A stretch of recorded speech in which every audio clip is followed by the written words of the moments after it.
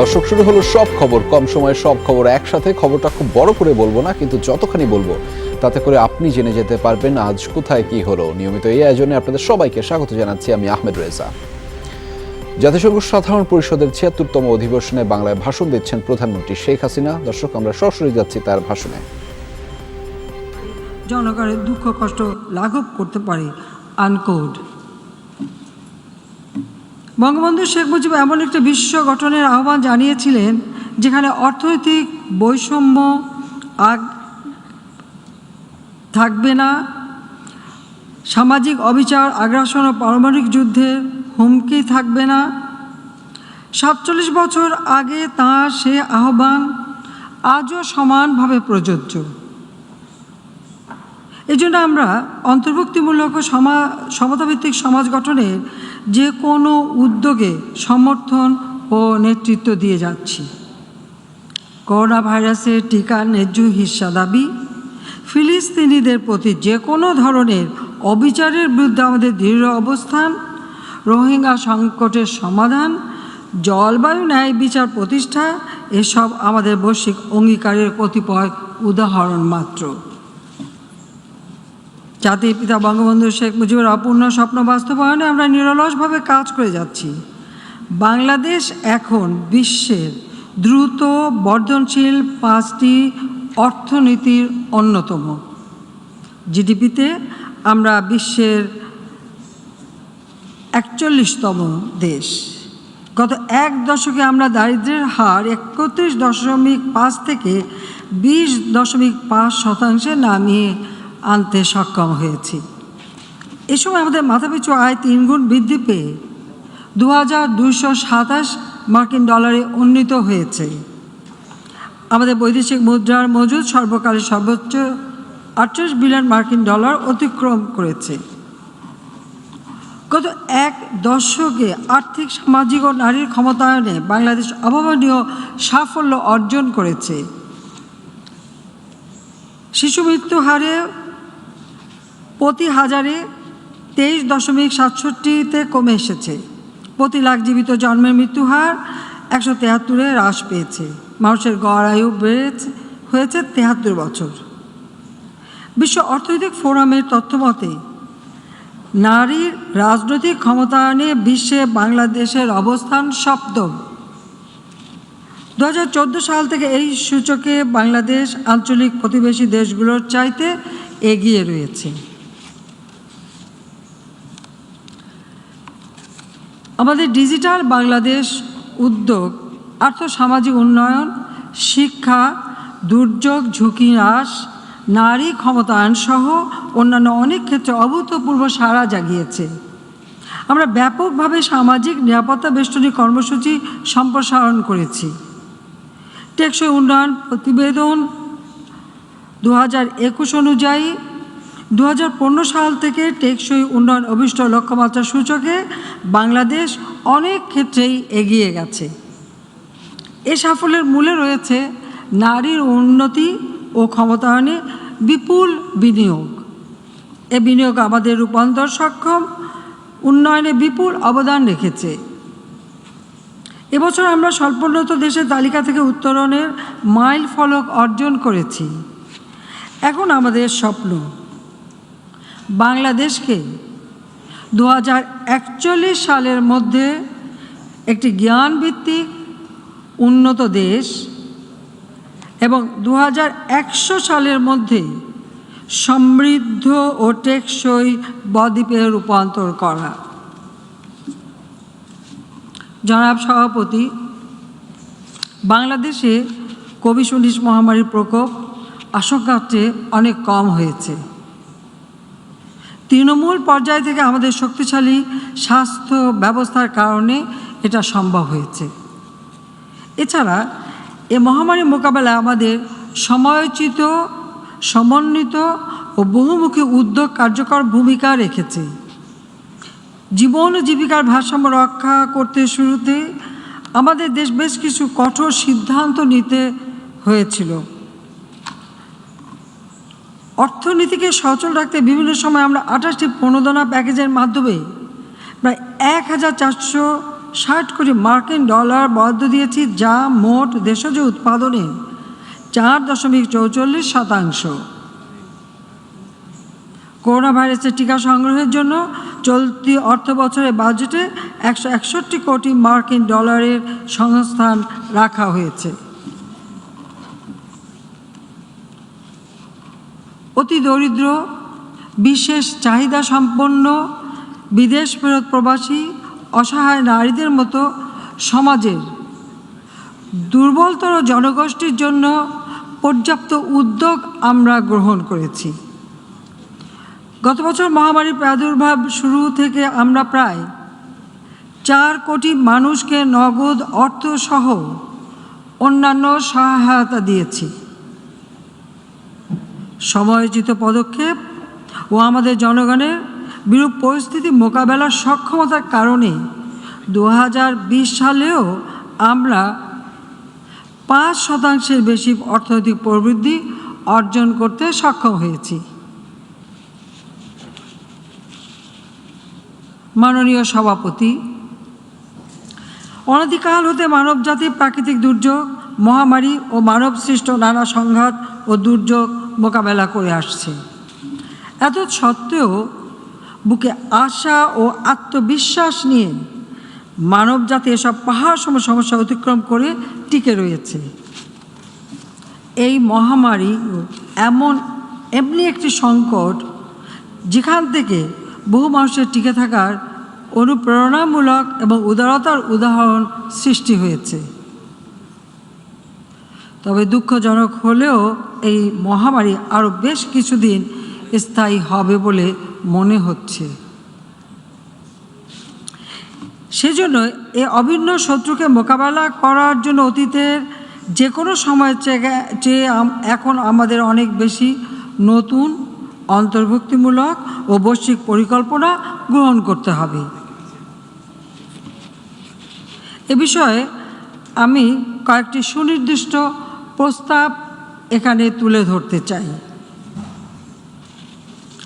প্রথমত, কোভিড মুক্ত একটি বিশ্ব গড়ে তোলার লক্ষ্যে টিকার সার্বজনীন ও সাশ্রয়ী মূল্যে প্রাপ্যতা নিশ্চিত করতে হবে। গত বছর এই মহোদয় অধিবেশনে আমি কোভিড-19 টিকাকে বৈশ্বিক সম্পদ হিসেবে বিবেচনা করার আহ্বান জানিয়েছিলাম। বিশ্ব নেতাদের অনেকে তখন এ বিষয়ে সহমত পোষণ করেছিলেন। সে আবেদনে তেমন কোনো সাড়া পাওয়া যায়নি, বরং আমরা ধনী ও দরিদ্র দেশগুলোর মধ্যে টিকা বৈষম্য বাড়তে দেখেছি। বিশ্বব্যাংকের তথ্য মতে এ যাবৎ উৎপাদিত টিকার 84% উচ্চ ও উচ্চ মধ্যম আয়ের দেশগুলোর মানুষের কাছে পৌঁছেছে। অন্যদিকে নিম্ন আয়ের দেশগুলো 1%-ও কম টিকা পেয়েছে। জরুরি ভিত্তিতে এ বৈষম্য দূর করতে হবে। লক্ষ লক্ষ মানুষকে টিকা থেকে দূরে রেখে কখনোই টেকসই পুনরুদ্ধার সম্ভব নয়। আমরা পুরোপুরি নিরাপদও থাকতে পারবো না। তাই আমি আবারও আহ্বান জানাচ্ছি, সবার জন্য ন্যায়সঙ্গত সাশ্রয়ী মূল্যে টিকার প্রাপ্যতা নিশ্চিত করতে হবে। অবিলম্বে টিকা প্রযুক্তি হস্তান্তর টিকার সমতা নিশ্চিত করার একটি উপায় হতে পারে। প্রযুক্তি সহায়তা ও মেধাস্বত্বে ছাড় পেলে বাংলাদেশও ব্যাপক পরিমাণে টিকা তৈরি করতে সক্ষম। দ্বিতীয়ত, এই মহামারী জলবায়ু পরিবর্তনের ঝুঁকিতে থাকা দেশগুলোকে অতিমাত্রায় ক্ষতিগ্রস্ত করেছে। জলবায়ু পরিবর্তন বিষয়ক ইন্টারগভর্নমেন্টাল প্যানেল অন ক্লাইমেট চেঞ্জের ওয়ার্কিং গ্রুপ 1-এর প্রতিবেদনে আমাদের এই গ্রহের ভবিষ্যতের এক ভয়াল চিত্র ফুটে উঠেছে। দ্রুত ব্যবস্থা না নিলে জলবায়ু পরিবর্তনের ধ্বংসাত্মক প্রভাব কাটিয়ে ওঠা কঠিন হবে। ধনী অথবা দরিদ্র, কোনো দেশই এর বিরূপ প্রতিক্রিয়া থেকে নিরাপদ নয়। তাই আমি ধনী ও শিল্পোন্নত দেশগুলোকে কার্বন নিঃসরণের জন্য ক্ষতিপূরণ প্রদান এবং টেকসই অভিযোজনের জন্য অর্থায়ন ও প্রযুক্তি অবাধ হস্তান্তরের আহ্বান জানাচ্ছি। ক্লাইমেট ভালনারেবল ফোরাম এবং vulnerable 20 group of ministers of ফাইন্যান্সের সভাপতি হিসেবে আমরা মুজিব জলবায়ু সমৃদ্ধি পরিকল্পনা দশক 2030 এর কার্যক্রম শুরু করেছি। এ পরিকল্পনায় বাংলাদেশের জন্য জলবায়ুকে ঝুঁকির কারণ নয় বরং সমৃদ্ধির নিয়ামক হিসেবে পরিণত করার কর্মসূচি গৃহীত হয়েছে। গ্লাসগোতে অনুষ্ঠিতব্য কনফারেন্স অব পার্টিজ COP এর 26তম শীর্ষ সম্মেলন আমাদের নতুন অন্তর্ভুক্তিমূলক পরিকল্পনার পক্ষে সমর্থন আদায়ের অপার সুযোগ করে দিতে পারে। এই সুযোগ কাজে লাগানোর জন্য সবাইকে আমি আহ্বান জানাচ্ছি। তৃতীয়ত, মহামারীর প্রকোপে আমাদের শিক্ষা ব্যবস্থা চরমভাবে বিপর্যস্ত। জাতিসংঘ শিশু তহবিলের তথ্য অনুযায়ী করোনাকালে আংশিক বা পুরো বিদ্যালয় বন্ধের কারণে বিশ্বের প্রায় অর্ধেক শিক্ষার্থী ক্ষতিগ্রস্ত হয়েছে। নিম্ন আয়ের দেশগুলোর লক্ষ লক্ষ ছাত্রছাত্রীর দূরশিক্ষণে অংশগ্রহণের সক্ষমতা ও প্রযুক্তি না থাকায় ভর্তি, সাক্ষরতার হার ইত্যাদি অর্জনগুলো হুমকির মুখে পড়েছে। ডিজিটাল সরঞ্জামাদি ও সেবা, ইন্টারনেটের সুযোগ সুবিধা সহজলভ্যতা ও শিক্ষকদের দক্ষতা বৃদ্ধিতে বিনিয়োগ করতে হবে। এজন্য আমরা জাতিসংঘকে অংশীদারিত্ব ও প্রয়োজনীয় সম্পদ নিশ্চিত করার জন্য আহ্বান জানাচ্ছি।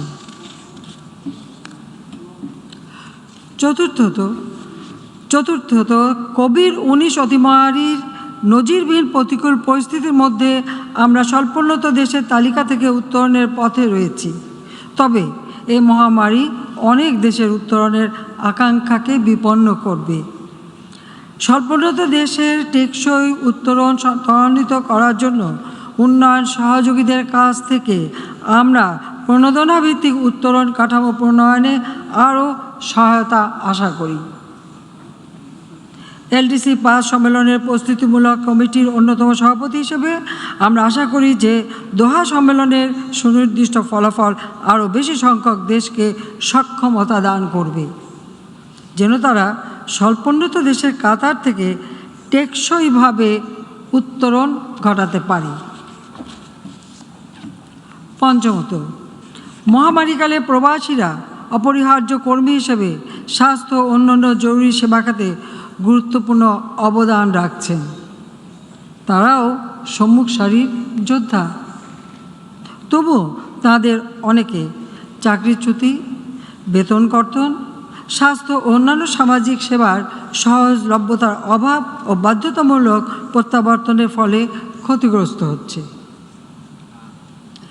এই সংকটকালে অভিবাসী গ্রহণকারী দেশগুলোকে অভিবাসীদের সঙ্গে ন্যায়সঙ্গত আচরণ করার এবং তাদের কর্মসংস্থান, স্বাস্থ্য এবং কল্যাণকে নিশ্চিত করার জন্য আমি আহ্বান জানাচ্ছি। ষষ্ঠত, রোহিঙ্গা সংকট এবার পঞ্চম বছরে পা দিল, কিন্তু এখন পর্যন্ত বলপূর্বক বাস্তুচ্যুত মিয়ানমার নাগরিকদের একজনকেও মিয়ানমারে ফেরত পাঠানো সম্ভব হয়নি। মিয়ানমারের সাম্প্রতিক রাজনৈতিক পট পরিবর্তনে অনিশ্চয়তা তৈরি হলেও এ সমস্যার একটি স্থায়ী সমাধান খুঁজে বের করতে আমরা আন্তর্জাতিক সম্প্রদায়ের জোরালো ভূমিকা ও অব্যাহত সহযোগিতা আশা করি। মিয়ানমারকে অবশ্যই তাদের নাগরিকদের প্রত্যাবর্তনের অনুকূল পরিবেশ তৈরি করতে হবে।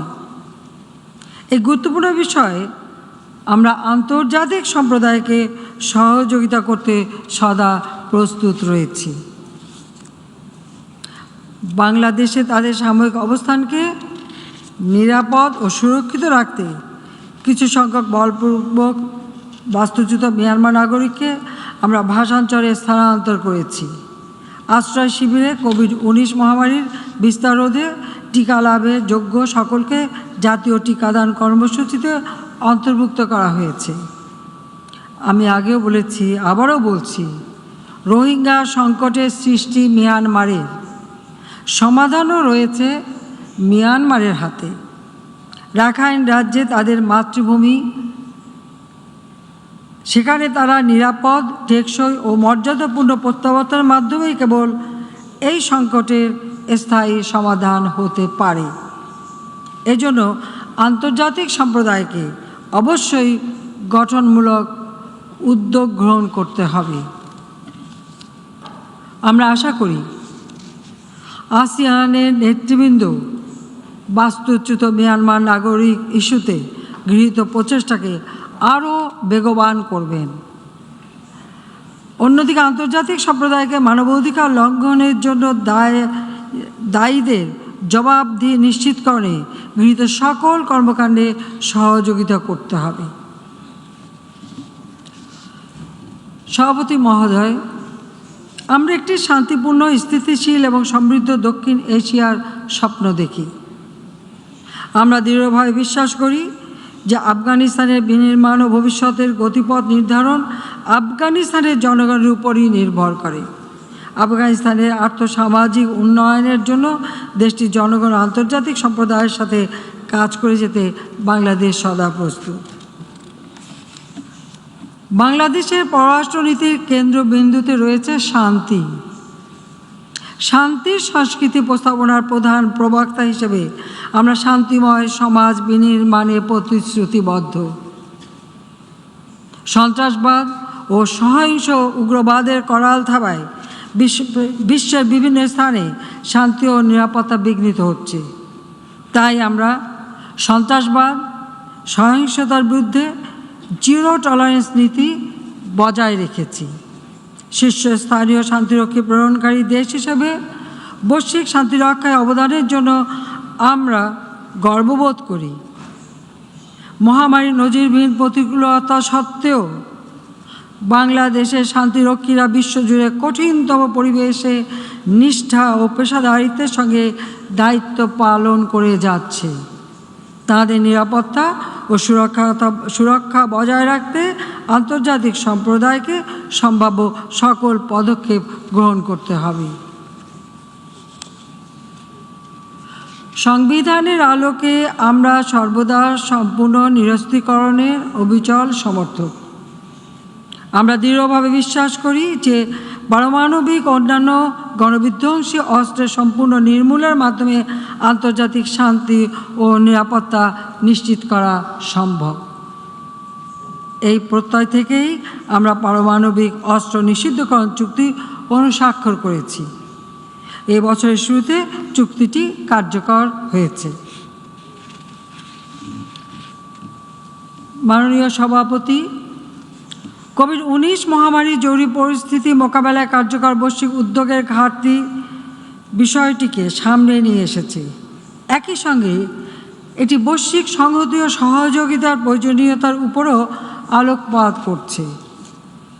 সার্বজনীন বিষয়গুলোতে আমাদের অবশ্যই একসঙ্গে কাজ করতে হবে।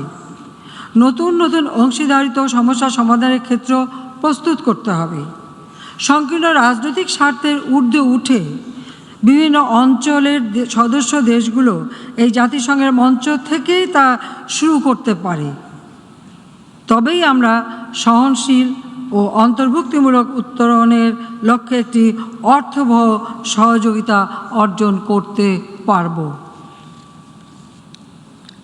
এই ক্রান্তি লগ্নে জাতিসংঘই হোক আমাদের ভরসার সর্বোত্তম কেন্দ্রস্থল। আসুন সেই ভরসাকে বাঁচিয়ে রাখার প্রত্যয়ে আমরা সবাই হাতে হাত মিলিয়ে একযোগে কাজ করি। আমি বক্তব্য শেষ করবার পূর্বে সারা বিশ্বে শান্তি ও ন্যায় বিচার প্রতিষ্ঠার এই মহান সংস্থার সামনে বিগত প্রায় ৪৬ বছর আগে আমার পরিবারের সদস্যদের নির্মমভাবে হত্যা ন্যায় বিচার পাওয়ার প্রত্যাশার কথা তুলে ধরতে চাই।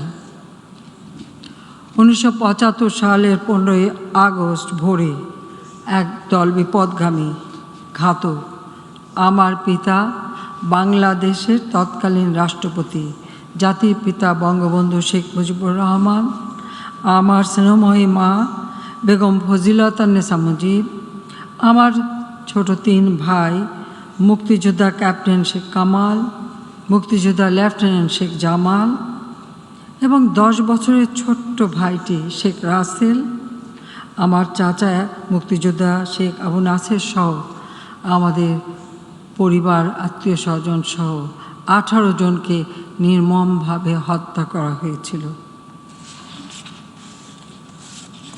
আমি আর আমার ছোট বোন রেহানা আমরা তখন বিদেশে ছিলাম বলে ঘাতকের হাত থেকে বেঁচে গিয়েছিলাম। 6 বছর আমরা দেশে ফিরতে পারিনি, মিলিটারি ডিক্টেটর আমাদের দেশে আসতে দেয়নি। স্বজন হারানোর বেদনা বুকে নিয়ে বিদেশের মাটিতে নির্বাসিত জীবন কাটিয়েছি। এরপর জনগণের সমর্থন নিয়ে দেশে ফিরে আসার সুযোগ পাই। দেশে এসে আমি আমার দেশের মানুষের গণতান্ত্রিক অধিকার, ভোট ও ভাতের অধিকার আদায়ের সংগ্রাম শুরু করি। অনেক ঘাত প্রতিঘাতের মধ্য দিয়েই আমাকে চলতে হয়েছে, বারবার মৃত্যুর মুখে পড়তে হয়েছে, কারাবরণ করতে হয়েছে, থেমে থাকিনি, পথ চলেছি। আমার একটাই লক্ষ্য, আমার পিতা, জাতির পিতা বঙ্গবন্ধু শেখ মুজিব যে স্বপ্ন দেখেছিলেন সুখী সমৃদ্ধ সোনার বাংলাদেশ প্রতিষ্ঠা করবেন, আমি সেই কাজ আন্তরিকতার সাথে করে যাচ্ছি।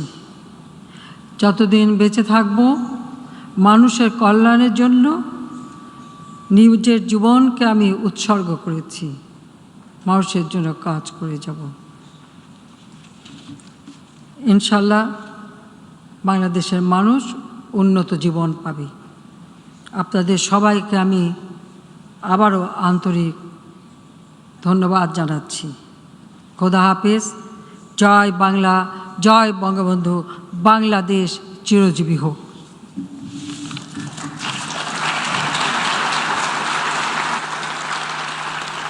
On behalf of the General Assembly, দর্শক, জাতিসংঘ সাধারণ পরিষদের ৭৬তম অধিবেশনে বাংলায় ভাষণ দিচ্ছিলেন মাননীয় প্রধানমন্ত্রী শেখ হাসিনা। আমরা সরাসরি ছিলাম তার সেই ভাষণে।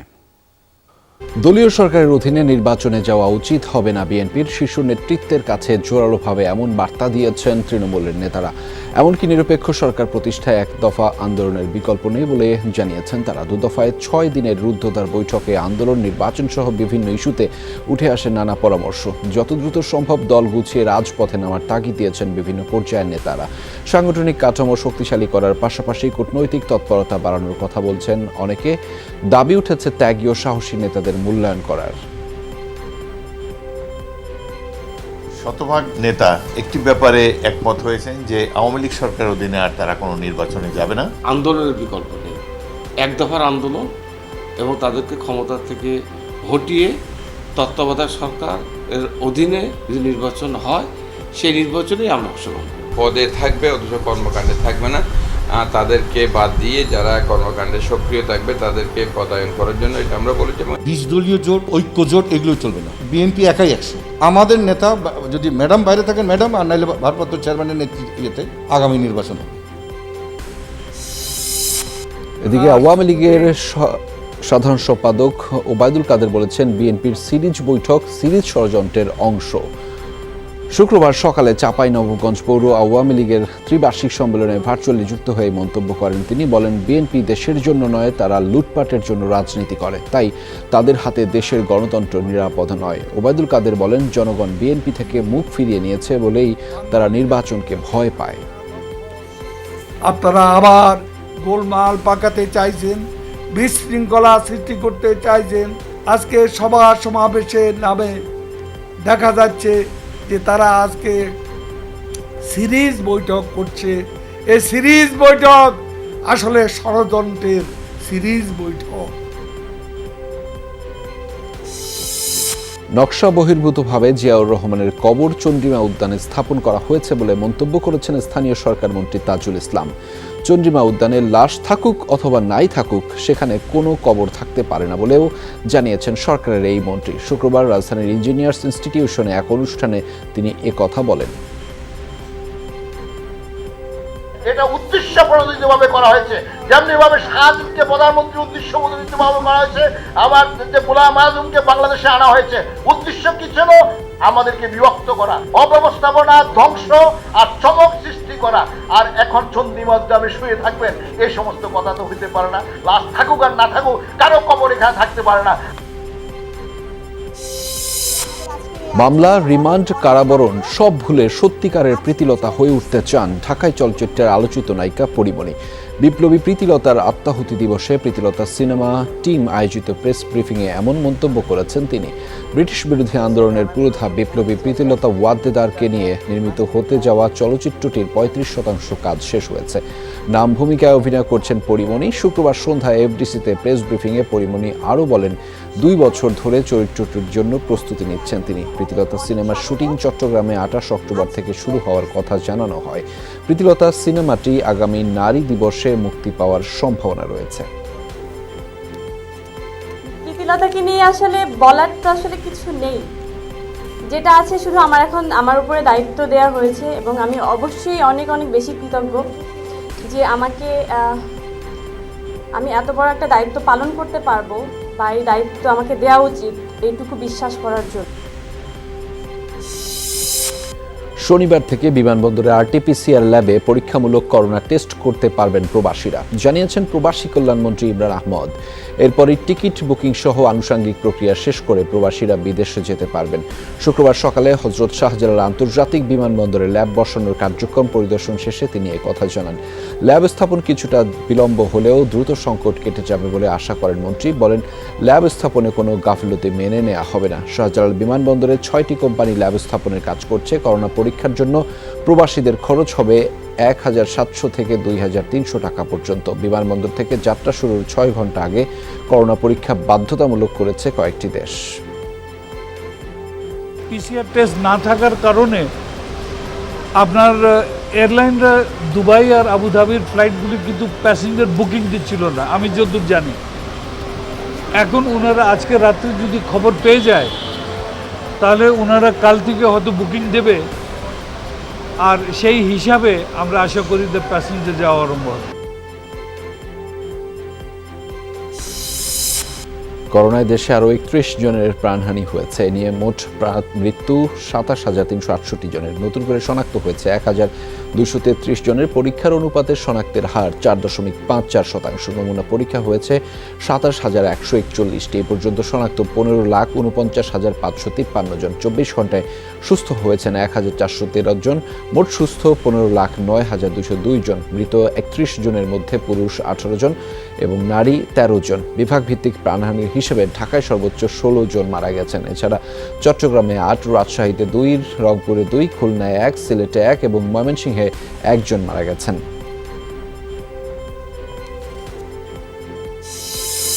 ঠাকুরগাঁয়ে 3 শিক্ষা প্রতিষ্ঠানের 13 শিক্ষার্থী করোনায় আক্রান্ত হয়েছে। তারা সবাই সরকারি বালিকা পরিবারের সদস্য। আক্রান্তদের মধ্যে 5 জন বাহাদুরপাড়া সরকারি প্রাথমিক বিদ্যালয়, 3 জন সোনালী শৈশব বিদ্যানিকেতন এবং 5 জন হাজীপাড়া আদর্শ উচ্চ বিদ্যালয়ে পড়ালেখা করত। এর মধ্যে বাহাদুরপাড়া স্কুলের 4র্থ ও 5ম শ্রেণীর পাঠদান বন্ধ ঘোষণা করেছে স্কুল কর্তৃপক্ষ। তবে অন্য 2টি প্রতিষ্ঠানের ক্লাস বন্ধ করা হয়নি। আক্রান্তদের আইসোলেশনে রাখা হয়েছে। ভারতের রাজধানী নয়াদিল্লিতে একটি আদালতের ভেতরেই ভয়াবহ গোলাগুলির ঘটনা ঘটেছে। এতে এক শীর্ষ সন্ত্রাসী সহ নিহত হয়েছে অন্তত 4 জন। পুলিশ বলছে কুখ্যাত ডন জিতেন্দর গোগিকে শুক্রবার উত্তর দিল্লির রোহিণী আদালতে তোলা হয়। এ সময় তাকে লক্ষ্য করে এলোপাতাড়ি গুলি চালায় তার প্রতিদ্বন্দ্বী গোষ্ঠীর সদস্যরা। নজিরবিহীন এ ঘটনায় দেশটির বিভিন্ন রাজ্যের আদালতে নেওয়া হয়েছে নিরাপত্তা ব্যবস্থা।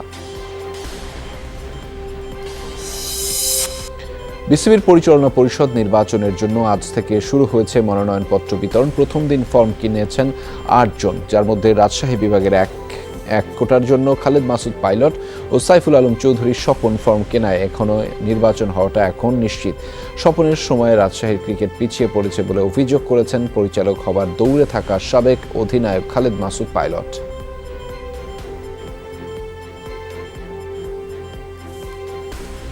এখনও যদি ওই পর্যন্ত যাইতে পারি, আমার আশা থাকবে যে তৃতীয় বিভাগ থেকে এই প্রথম বিভাগ পর্যন্ত এই জায়গাগুলিতে কিছু নতুন নতুন কর্মশালার, কিছু নতুন নতুন প্লেয়ার তৈরি করার যে জায়গাগুলি, সেগুলিকে ডেভেলপ করার জন্য যিনি করে গেছেন, আমার কাছে মনে হয় যে ওই জায়গাটা বিশাল বড় গ্যাপ, একটা ভ্যাকেন্সি তৈরি হয়েছে। প্রায় অনেক বছর ধরে ক্রিকেট কালচারটা আস্তে আস্তে নষ্ট হয়েছে। যে রাজশাহী ডিভিশন টিম একটা সময় আমি লাস্ট খেলেছি 11 সালে, আমার কাছে মনে হয় যে আমরা পরপর 4 বার চ্যাম্পিয়ন হয়েছি, সেই টিম এখন 6 নম্বর খেলে। আসন্ন ফুটবল মৌসুমের জন্য নতুন ফুটবল কমিটি গঠন করেছে মোহামেডান স্পোর্টিং ক্লাব। 24 সদস্যের এই কমিটির পাশাপাশি 5 সদস্যের উপদেষ্টা কমিটি আর 11 সদস্যের টেকনিক্যাল কমিটিও গঠন করা হয়েছে। প্রকৌশলী গোলাম মোহাম্মদ আলমগীরকে চেয়ারম্যান করে গঠন করা হয়েছে এই ফুটবল কমিটি, যেখানে কমিটির ভাইস চেয়ারম্যান হিসেবে আছেন প্রকৌশলী দাতো এবং একরামুল হক, আর কমিটির সম্পাদক করা হয়েছে আবু হাসান চৌধুরী প্রিন্সকে। এছাড়া কমিটিতে সদস্য হিসেবে আছেন আরও 21 জন। উপদেষ্টা কমিটিতে আছেন ক্লাবের director in charge of administration Kazi Firoz Rashid, Mohammad Shafiul Islam, Mustafa Kamal, Muzammel Haque Babu, Rezaur Rahman Sohag. Technical কমিটিতে রাখা হয়েছে সাদা কালো জার্সিতে এক সময় মাঠে কাঁপানো ফুটবলারদের। এএফসি অনূর্ধ্ব 23 চ্যাম্পিয়নশিপের বাছাই পর্বের জন্য 38 সদস্যের প্রাথমিক স্কোয়াড ঘোষণা করেছে বাংলাদেশ ফুটবল ফেডারেশন। যদিও এই 38 জনের মধ্যে 11 জনই বর্তমানে রয়েছে জাতীয় দলের সাফ স্কোয়াডে। বাকি 27 ফুটবলার শনিবার বিকেলে আবাহনী ক্লাবের ম্যানেজার সত্যজিৎ দাস রূপুর কাছে রিপোর্ট করবে। মূলত ঘরোয়া লিগে ভালো খেলা ফুটবলারদের ডেকেছেন কোচ মারুফুল হক। দেশের বাইরের মধ্যে কেবল রয়েছেন ইউসুফ জুলকার্ন। 27 অক্টোবর কুয়েতে এই চ্যাম্পিয়নশিপের বাছাই পর্ব শুরু হবে, যেখানে বাংলাদেশ ও কুয়েত ছাড়া রয়েছে উজবেকিস্তান ও সৌদি আরব। শেষ পর্যন্ত পদ্মায় বিলীন হয়ে গেল রাজবাড়ীর চর সিলিমপুর সরকারি প্রাথমিক বিদ্যালয়ের মূল ভবনটি। হুমকিতে ওই এলাকার একটি মসজিদ সহ অর্ধশত বসতবাড়ি। শুক্রবার দুপুরে পদ্মার তীর প্রতিরক্ষা বাঁধের ধস শুরু হলে বিদ্যালয়ের একতলা ভবনটি ভেঙে পড়ে। এ সময় মুহূর্তের মধ্যে ওই এলাকার প্রায় 100 মিটার বাঁধের সিসি ব্লক ধসে যায়।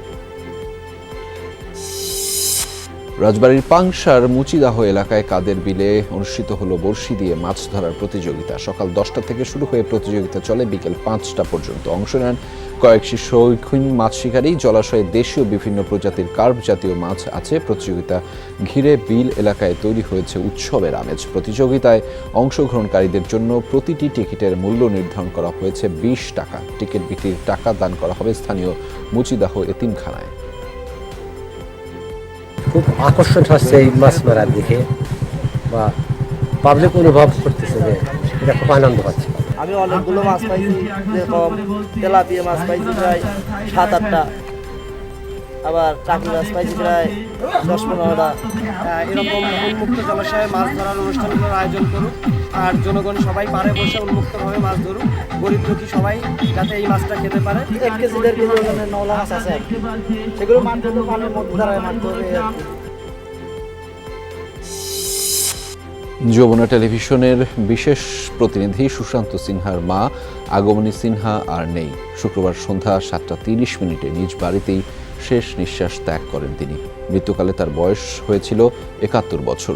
দীর্ঘদিন ক্যান্সারে আক্রান্ত ছিলেন তিনি। তার আত্মার শান্তি কামনা করেছেন সুশান্ত সিনহার সকল সহকর্মীরা। ভারতীয় ক্রিকেট দলের সাবেক অধিনায়ক ও বর্তমান বিসিসিআই সভাপতি সৌরভ গাঙ্গুলির বায়োপিকে অভিনয় করতে আগ্রহী নন রণবীর কাপুর। কারণ হিসেবে তিনি জানিয়েছেন ক্রিকেট নয় বরং ফুটবলে আগ্রহ এই তারকার। তাছাড়া সৌরভের চরিত্রে অভিনয়ের জন্য গুঞ্জন ছিল কলকাতার জনপ্রিয় মুখ পরমব্রত চট্টোপাধ্যায়কে নিয়েও। তবে পরমব্রতকে নিয়ে বায়োপিক করতে আগ্রহী নন প্রযোজক। দুই তারকা অভিনেতার নাম সরে যেতেই আলোচনায় উঠে এসেছে সৌরভ গাঙ্গুলিকেই দেখা যেতে পারে তার নিজের বায়োপিকে। কারণ টেলিভিশন উপস্থাপনা ও বিজ্ঞাপনে অভিনয়ের মাধ্যমে এরই মধ্যে যে ক্যামেরার সামনে সখ্যতা গড়ে তুলেছেন দাদা। বিশ্বকাপে নিউজিল্যান্ডকে বয়কট করার আহ্বান জানিয়েছেন সাবেক পাকিস্তান ব্যাটসম্যান ইউনিস খান। একই সাথে দ্বিপাক্ষিক সিরিজের ক্ষেত্রে সমঝোতা স্মারকের বিষয়টি আরও পাকাপোক্ত করতে বলেছেন ইউনিস। পাকিস্তানের কোচিং প্যানেল থেকে বের হওয়ার পর ইউনিস বেশ কয়েকবার খোলামেলা কথা বলার কারণে আলোচিত হয়েছেন। এবার তিনি পিসিবির প্রতি আহ্বান জানালেন আসন্ন টি-20 বিশ্বকাপে নিউজিল্যান্ডকে বয়কট করার। তিনি বলেন, নিউজিল্যান্ডের নিরাপত্তা সংস্থা যদি মনে করে তাদের উপর হামলার আশঙ্কা আছে, তারা সিরিজ থেকে বেরিয়ে যেতেই পারে। কিন্তু পাকিস্তানের উচিত টি-20 বিশ্বকাপে নিউজিল্যান্ডের সাথে খেলবে কি না সেই সিদ্ধান্ত নেওয়া। চট্টগ্রামের সিআরবিতে হাসপাতাল নির্মাণ হবে কি হবে না সেই সিদ্ধান্ত দেবেন প্রধানমন্ত্রী শেখ হাসিনা। শুক্রবার সন্ধ্যায় চট্টগ্রাম সার্কিট হাউসে সাংবাদিকদের প্রশ্নের জবাবে একথা জানিয়েছেন রেলমন্ত্রী নুরুল ইসলাম সুজন। তিনি বলেন, প্রধানমন্ত্রী শেখ হাসিনা জনগণের কল্যাণে এই প্রকল্প নিয়েছেন, কিন্তু চট্টগ্রামের মানুষ যদি কোনো স্থাপনা না চান সেটা জোর করে চাপিয়ে দেওয়ার কোনো সুযোগ নেই। তবে যে অভিযোগ দিয়ে হাসপাতালের বিরোধিতা করে আন্দোলন করা হচ্ছে তার ভিত্তি কতটুকু তা যাচাই বাছাই করে দেখা হচ্ছে বলে জানান মন্ত্রী। মানুষ যদি কোনো স্থাপনা না চান সেটা জোর করে আমাদের চাপিয়ে দেওয়ার তো কোনো প্রয়োজন নেই। এটা তথ্যগত কোনো ভুল হচ্ছে কি না সেটা একটু খতিয়ে দেখা দরকার আছে। অভিযোগ দিয়ে যে আন্দোলনের কথা বলা হচ্ছে সেটার ভিত্তি কতটুকু সেটুকু আমাদের যাচাই বাছাই করার জন্য তো আমাদের সময় দিতে হবে। বৈশ্বিক জলবায়ু কার্যক্রম দিবস উপলক্ষে সাতক্ষীরায় জলবায়ু অবরোধ কর্মসূচি পালিত হয়েছে। সময় প্রতীকী ফাঁসির আয়োজন পালন করেন স্থানীয় নারীরা। শুক্রবার বিকেলে কালীগঞ্জে কাকশিয়ালী নদীর তীরে কর্মসূচির আয়োজন করা হয়। এ সময় বক্তারা বলেন, জলবায়ু পরিবর্তনের বিরূপ প্রভাব গড়েছে উপকূলে। প্রাকৃতিক দুর্যোগে সামাজিক এবং অর্থনৈতিকভাবে বেশি ক্ষতিগ্রস্ত হয়েছে সবচেয়ে নারীরা।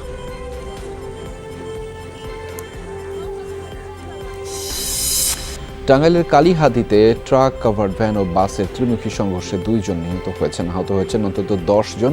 বেলা 11:30টার দিকে ঢাকা টাঙ্গাইল মহাসড়কের ধলা টেঙ্গুর এলাকায় এই দুর্ঘটনা ঘটে। পুলিশ জানায়, ঢাকা ছেড়ে আসা মফিজ এগ্রো ফুডসের একটি ট্রাক উত্তরবঙ্গে যাচ্ছিল। ধলা টেঙ্গুর এলাকায় পৌঁছলে একটি কাভার্ড ভ্যানের সাথে মুখোমুখি সংঘর্ষ হয় ট্রাকটির। একই সময়ে পাবনা থেকে জামালপুরগামী নাইফ পরিবহনের একটি বাসের সাথেও সংঘর্ষ হয়। এতে ঘটনাস্থলেই মারা যান একজন। আহতদের মধ্যে 3 জনকে নেওয়া হয় সদর হাসপাতালে। পরে একজনকে মৃত ঘোষণা করেন চিকিৎসক। নতুন নতুন স্থল বন্দর করা গেলে ভারত বাংলাদেশের ভিন্ন ভিন্ন অঞ্চলে বাণিজ্যের সম্ভাবনা গড়ে উঠবে, এমন মন্তব্য করেছেন বাংলাদেশে নিযুক্ত দেশটির সহকারী হাইকমিশনার সঞ্জিত কুমার ভাটি। শুক্রবার নীলফামারীতে চিলাহাটিতে স্থলবন্দর পরিদর্শনে গিয়ে তিনি বলেন, দুদেশের পণ্য পরিবহনের ক্ষেত্রে বেনাপোল, হিলি বা সোনা মসজিদ বন্দর খুব চাপে থাকে, তাই নতুন নতুন বন্দর করা গেলে সেটা কমবে। পরে চিলাহাটি স্টেশনের পাশাপাশি ডাঙ্গাপাড়া সীমান্ত পরিদর্শন করেন সঞ্জীব কুমার ভাটি। বাংলাদেশ আফগানিস্তান অনূর্ধ্ব-19 দলের 4 দিনের ম্যাচের খবর জানাবো এখন।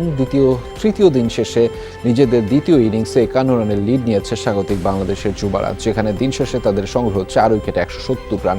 আগের দিনের 8 উইকেটে 226 রান নিয়ে তৃতীয় দিনের খেলা শুরু করে আফগান যুবারা। 101 রান নিয়ে দিন শুরু করার বিলাল সাইদি থামেন 114 রানের। সাথে ফয়সাল খান, আহমেদ জাইয়ের 39 রানে প্রথম ইনিংসে 281 রানের সংগ্রহ পায় সফররতরা। 119 রানে পিছিয়ে থেকে দ্বিতীয় ইনিংসে ব্যাট করতে নেমে 0 রানে ইফতেখার হোসেনের উইকেট হারায় টিম বাংলাদেশ। তবে প্রান্তিক নওরোজ নাবিলের 76 রানে ঘুরে দাঁড়ায় টাইগার যুবারা। দলীয় 148 রানে নাবিল আর 152 রানে মাকসুদুর রহমান আউট হলে 4 উইকেট হারিয়ে বসে টাইগার যুবারা। তবে এরপর আশরাফুল ইসলামকে সাথে নিয়ে অধিনায়ক আইচ মোল্লা আর কোনো অঘটন হতে না দেয় 4 উইকেটে 170 রান নিয়ে শেষ হয় তৃতীয় দিনের খেলা। অবশেষে উদ্বোধন হতে যাচ্ছে টুপির মতো দেখতে কাতারের বিশ্বকাপ ভেন্যু আল থুমামা স্টেডিয়ামের, যা নকশা করা হয়েছে মধ্যপ্রাচ্যের ঐতিহ্যবাহী টুপি গাহফিয়ার আদলে।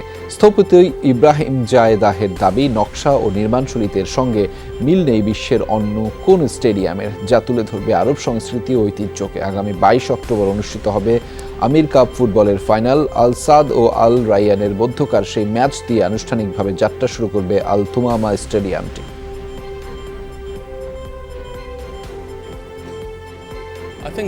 পৃথিবীর সকল স্টেডিয়াম দেখতে প্রায় একই রকম, কিন্তু আল থুমামা সম্পূর্ণ আলাদা। অতীতের কোনো স্টেডিয়ামের সঙ্গে এর মিল নেই, যার মাধ্যমে আমাদের সংস্কৃতিকে তুলে ধরার চেষ্টা করেছি।